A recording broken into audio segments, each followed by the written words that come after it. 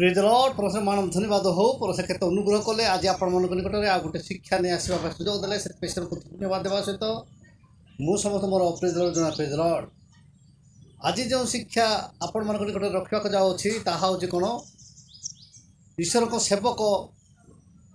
सामुएल नायक सार जो शिक्षा दौरान से शिक्षार मूल मु कहवाक जाऊँगी मु से स्वर्गीय दर्शन अबाध्य हेली नहीं मु से स्वर्गीय दर्शन अबाध्य हेली नहीं से शिक्षाटा आम शिखा बर्तमान आसतु आम सामुएल नायक सार को आम अनुरोध करवा से आज से वाक्य को परिवेषण करेंगे से आपण केवल 6 मिनिट पर नीरवता रक्षा करूँ उत्तम भाव से वाक्य को श्रवण करूँ एवं उत्तम भाव शुणिला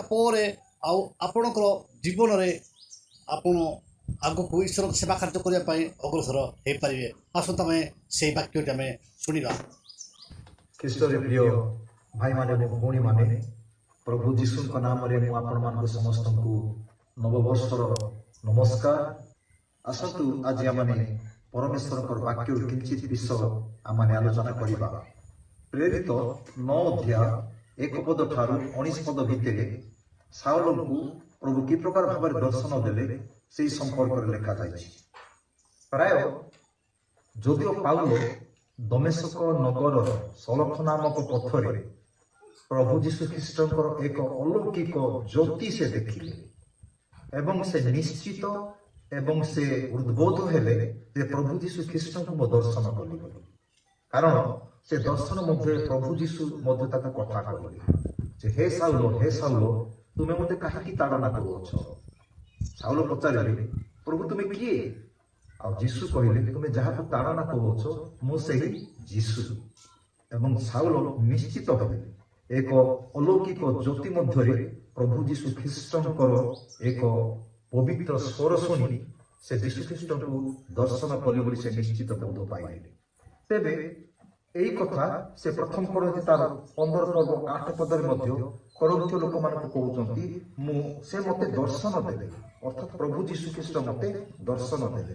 एवं से प्रथम करंती 9 पर्व 1 पदरे करंती लोक मान से कहउचंती से मते कोन मु कोन प्रभु जीशु ख्रीष्ट को दर्शन करि नाही एवं तृतीय मध्य प्रेरित 9 पर्व 12 पदरे हनानिया को प्रभु कहले साउल मोर दर्शन पाइछि तुमे तांको निकटକୁ जाओ एई कथा हनानिया को मध्य प्रभु दर्शन द्वारा कथा कहले द्वितीय रे देखिबा प्रेरित 9 पर्व 17 पदरे जे हनानिया साउलको निकटକୁ जाई से प्रार्थना कर कहउचंती जे जीशु तुमको आसुथिबा पथरे दर्शन देले तुमे जेपरि दृष्टि प्राप्त हो एवं पवित्र आत्मा रे परिपूर्ण हो ये मध्य से दर्शन कथा कहउचंती एवं जेतेबेले साउल 9 पर्व 27 पदरे से वर्णना मध्य साउलकर दर्शन संबंध रे अन्य शिष्य मानकु से वर्णना करि कहउचंती तेबे मोर प्रिय भाई भौणी माने ए दर्शन को प्रेरित पाउल को प्रभु जीशु दर्शन देले ए दर्शन रो तात्पर्य कोन ए दर्शन को दिवा एक संपूर्ण दिवालोक एक अलग प्रकार स्वर्गीय ज्योति साउल जहाँ देखिले से तले पड़ी गले चक्षु अंध हो गला आखि अंध हो गला 3 दिन पर्यंत भल हवा लगिला 3 दिन पर जाई से चक्षु खोली गला यार स्वर्ग दर्शन अर्थ दर्शन क्या कह जाए दर्शन हूँ संपूर्ण भाव में एक डिवाइन एक अलौकिक यह स्वर्गीय प्रभु जीशु ख्रीष्ट द्वारा दि जाए ये दर्शन जो मैंने कथा को चिंता करवा यह व्यक्ति विशेष को दे व्यक्तिगत नुहे यह मंडली जड़े व्यक्ति को दर्शन दे एवं से दर्शन में समस्त मंडली सम्मिलित हुअती एक लक्ष्य नहीं सम्मिलित हुअती एवं ए दर्शन बहुमुखी दीर्घकालीन बृहत्तर एवं आवश्यक स्थले परमेश्वर दर्शन को वृद्धि करती गोटे कार्य साधन हो सारा दर्शन को प्रभु आहरी वृद्धि करती ଏବଂ ସେଇ କାର୍ଯ୍ୟ ସାଧନ ହେଇ ସାରିଲା ପରେ ପରମେଶ୍ୱର ଆହୁରି ଦର୍ଶନକୁ ବୃଦ୍ଧି କରନ୍ତି। ହୋସେୟ 12 ପର୍ବତା 10 ପଦରେ ଏହି କଥା ଭବିଷ୍ୟତ ବକ୍ତା କହନ୍ତି। ତେଣୁ ମୋର ପ୍ରିୟ ଭାଇ ଭଉଣୀମାନେ, ଦର୍ଶନ ପ୍ରଭୁ ଯୀଶୁ ଖ୍ରୀଷ୍ଟଙ୍କର ଆଗମନ ପର୍ଯ୍ୟନ୍ତ ବା ପ୍ରଭୁ ଯୀଶୁ ଖ୍ରୀଷ୍ଟଙ୍କୁ ମଣ୍ଡଳୀକୁ ଦର୍ଶନ କରିବା ପର୍ଯ୍ୟନ୍ତ ଦର୍ଶନ କାର୍ଯ୍ୟକାରୀ ହୋଇଥାଏ ଏବଂ ଏହି ଦର୍ଶନ ସମ୍ପୂର୍ଣ୍ଣ ଭାବରେ ପ୍ରଭୁ ଯୀଶୁ ଖ୍ରୀଷ୍ଟଙ୍କ ବା ଆତ୍ମାଙ୍କର କର୍ତ୍ତୃତ୍ୱରେ ସବୁବେଳେ ରହିଥାଏ। ତେବେ ଏହି ଦର୍ଶନ କଣ? ଏ ଦର୍ଶନ କାହାକୁ କୁହାଯାଏ? ପୃଥିବୀରେ କି ପ୍ରକାର ଭାବରେ ଏହି ଦର୍ଶନକୁ ଆମେ ଉପଲବ୍ଧି କରିପାରିଥାଉ? ଦର୍ଶନ ହେଉଛି ଗୋଟେ ଆତ୍ମିକ ସଚେତନ, ସ୍ପିରିଚୁଆଲ ସେନ୍ସିବିଲିଟି, ଆତ୍ମିକ ସଚେତନ, ଅଲୌକିକ। ଆମେ ଯୋଉ ଦୃଷ୍ଟିରେ ଆମେ ଦେଖୁଛୁ ସମ୍ପୂର୍ଣ୍ଣ ଭାବରେ ଦର୍ଶନ ପ୍ରାପ୍ତ ହେଲା ପରେ ଆମେ ଐଶ୍ୱରିକ ଦୃଷ୍ଟିକୋଣରେ ଆମେ ଜଗତକୁ ଦେଖିଥାଉ, ଐଶ୍ୱରିକ ଦୃଷ୍ଟିକୋଣରେ ଆମେ ଅନ୍ୟମାନଙ୍କୁ ଦେଖିଥାଉ ଏବଂ ଆତ୍ମା ଆମମାନଙ୍କ ଉପରେ ଅଧିଷ୍ଠାନ କରିଥାନ୍ତି, ଆତ୍ମା ଆମମାନଙ୍କୁ ଆବୋରି ନିଅନ୍ତି, ଯଦ୍ୱାରା ଆମେ ଏକ ଅନ୍ୟ ପ୍ରକାର ଭିନ୍ନ ମଣିଷ ହେଇଯାଉ, ଏକ ଭିନ୍ନ ଚିନ୍ତାଧାରା ଆମମାନଙ୍କର ବଦଳି ଯାଇଥାଏ। ଆତ୍ମିକ କର୍ମ ଖୋଲିଯାଏ, ଯଦ୍ୱାରା ଆମେ ଆତ୍ମାଙ୍କର ରୋଗ ସବୁବେଳେ ଆମେ ଶୁଣିପାରିବା। ଆତ୍ମିକ ଚକ୍ଷୁ ଖୋଲିଯାଏ, ଯଦ୍ୱାରା ଆମେ ବିନଷ୍ଟ ଆତ୍ମା ମାନଙ୍କର ଦୟନୀୟ ପରିସ୍ଥିତିକୁ ଦେଖିପାରିବା ଏବଂ ଉପଲବ୍ଧି କରିପାରିବା। ଆତ୍ମିକ ହୃଦୟ ମାନଙ୍କର ଖୋଲିଯାଏ, ଯଦ୍ୱାରା ପରମେଶ୍ୱରଙ୍କର ଆତ୍ମା ଆମମାନଙ୍କ ଆତ୍ମା ଗୁଡ଼ିକୁ ଉଦ୍ଧାର କରିବା ନିମନ୍ତେ ଚାପଗ୍ରସ୍ତ କରାନ୍ତି, ଆମମାନଙ୍କୁ ଚାପଗ୍ରସ୍ତ କରାନ୍ତି। ଆମଙ୍କର ମୁଖ ଖୋଲିଯାଏ, ଯଦ୍ୱାରା ଏ ପ୍ରକାର ଯୀଶୁ ଖ୍ରୀଷ୍ଟଙ୍କର ପ୍ରାୟଶ୍ଚିତ ସୁସମାଚାର କହିବା ପାଇଁ ଆମମାନଙ୍କର ପାଟି ମୁଖ ଖୋଲିଯାଏ। ଯେମିତି ପିତରଙ୍କର ମୁଖ ଖୋଲିଗଲା, ପିତର ମୁଖ ଖୋଲିଲେ ବୋଲି ଲେଖାଯାଏ, ପାଉଲଙ୍କର ମୁଖ ଖୋଲିଲେ ବୋଲି ଲେଖାଯାଏ, ଫିଲିପ ମୁଖ ଫିଟାଇଲେ ବୋଲି ଲେଖାଯାଏ।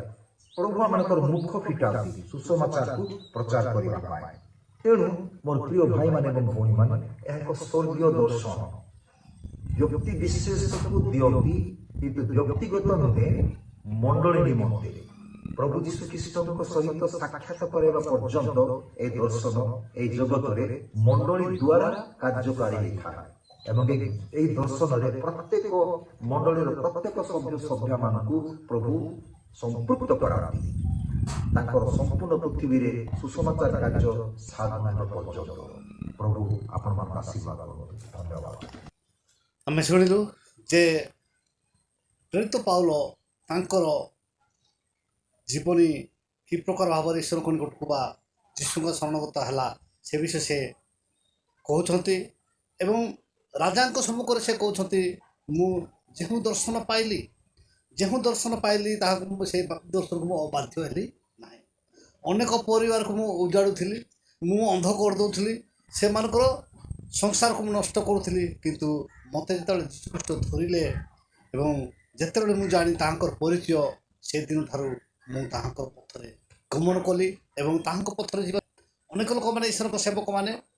ଆତ୍ମିକରେ ଆରମ୍ଭ କରନ୍ତି ଏବଂ ଜାଗତିକରେ ସମାପ୍ତ କରନ୍ତି,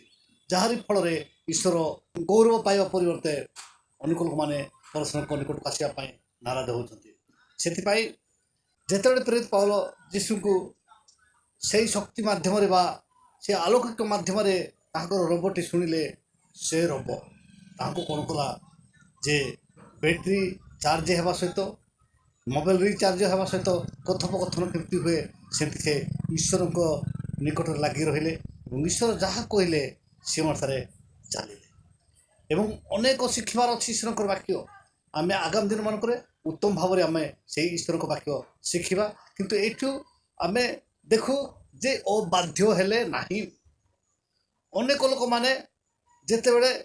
ଯୌବନ ଅବସ୍ଥାରେ ଈଶ୍ୱରଙ୍କ ନିକଟକୁ ଯାଆନ୍ତି ଏବଂ ଈଶ୍ୱରଙ୍କ ପାଖକୁ ଗଲା ପରେ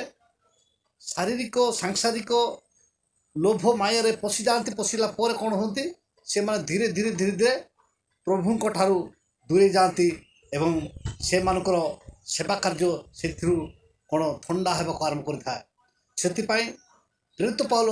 କହୁଛନ୍ତି ଯେ ମୁଁ ସେଇ ସ୍ୱର୍ଗୀୟ ଦର୍ଶନର ବାଧ୍ୟ ହେଲି ନାହିଁ, ଯେଉଁ ଦର୍ଶନ ମୋତେ 3 ଦିନ ଅନ୍ଧ କରିଥିଲା, ଆଉ ଯଦି ମୁଁ ତାଙ୍କର ବାଧ୍ୟ ହେବି ତାହେଲେ ଜୀବନ ସାରା ମୁଁ ଅନ୍ଧାରେ ରହିବାକୁ ପଡ଼ିବ। ସେଥିପାଇଁ ସେଇ ସ୍ୱର୍ଗୀୟ ଦର୍ଶନର ସେ ବାଧ୍ୟ ହେଲେ ନାହିଁ। ଆମେ ସେହିପରି ଆମକୁ ମଧ୍ୟ ଯେଉଁ ଦର୍ଶନ ନେଇ ଯେଉଁ ଉଦ୍ଦେଶ୍ୟ ନେଇ ଯେଉଁ ଲକ୍ଷ୍ୟ ନେଇ ପରଶୁରାମ ଆମକୁ ଆହ୍ୱାନ କରୁଛନ୍ତି ଆମେ ସେ ଲକ୍ଷ୍ୟ ସବୁ ଯିବା ପାଇଁ ଚେଷ୍ଟା କରୁ। ପରଶୁରାମ ଆମକୁ ଠିକ୍ ସମୟରେ ଆଶୀର୍ବାଦ କରିବେ। ଆଗାମୀ ଅଧ୍ୟାୟରେ ଆମେ ଉତ୍ତମ ଭାବରେ ଏ ଉପରେ ଆମେ ଶିଖିବା। ଆଜିର ଶିକ୍ଷା ଉପରେ ପରଶୁରାମ ସମସ୍ତଙ୍କୁ ଆଶୀର୍ବାଦ କରନ୍ତୁ। ରହିଲି, ନମସ୍କାର, ଜୟ ରାମ।